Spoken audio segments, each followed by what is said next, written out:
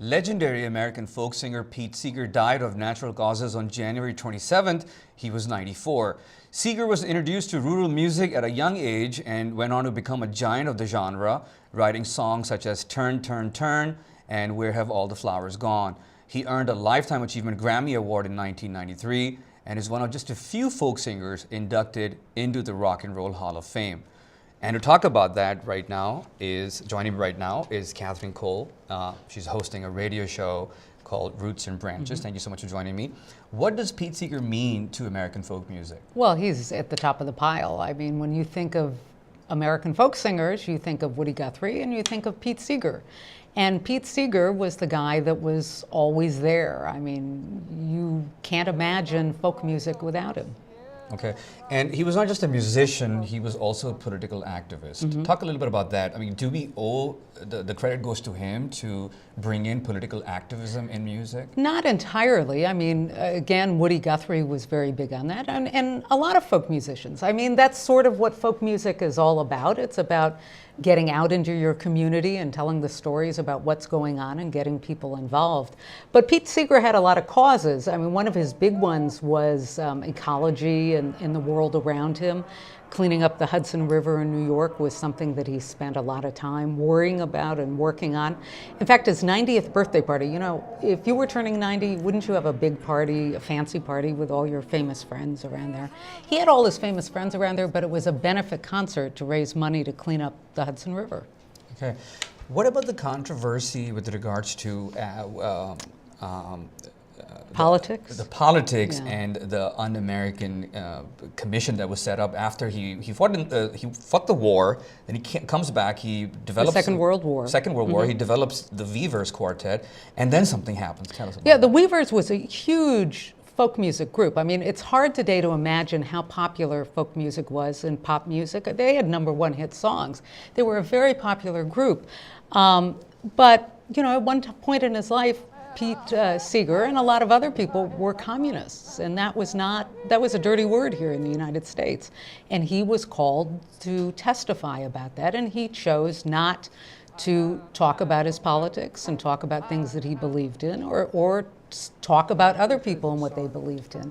And it's a very, very complicated issue. And the bottom line was that he was, at one point, they wanted to send him to jail for a year because of this. And that was overturned at one point. And there were worldwide protests about the fact that they wanted to throw Pete Seeger in jail. There were a lot of people that thought he was a hero for refusing to rat, as they say, on other people, but it ruined his career on television and the radio.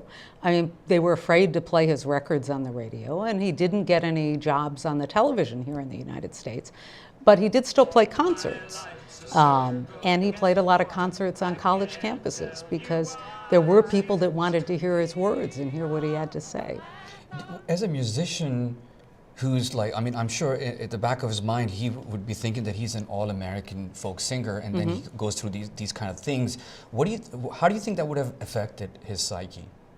Well, he kept on going. I mean, of course it was disturbing.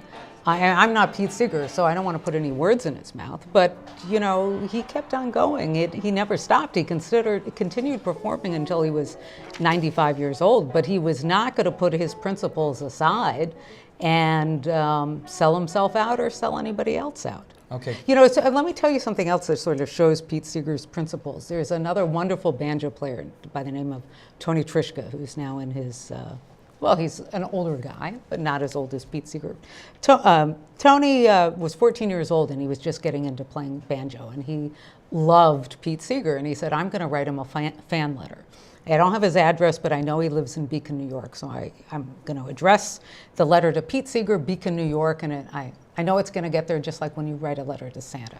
And so he wrote the letter, and he said, Dear Pete Seeger, I think you're the greatest banjo player in the world. And he mailed it off. And 2 weeks later, he got a postcard back from Pete, and it said, Dear Tony, thank you very much for your letter, but music isn't like a horse race. No one is the greatest, but I'm glad you like my music. And then he drew a picture of a banjo and he signed his name to it. And Tony told me yesterday that he kept that card, and it was kind of an icon to him. It gave him inspiration throughout his entire career and inspired him to really make his music better. Wow. Fantastic. So that's Pete Seeger. In one word, if you could quickly tell us who is his successor. Steve Earle, James McMurtry. There are loads of great folk singers out there making a difference. Thank you so much for joining us. Katherine, host of your radio show. Roots and Branches. Roots and Branches. Thank you so much for taking the time.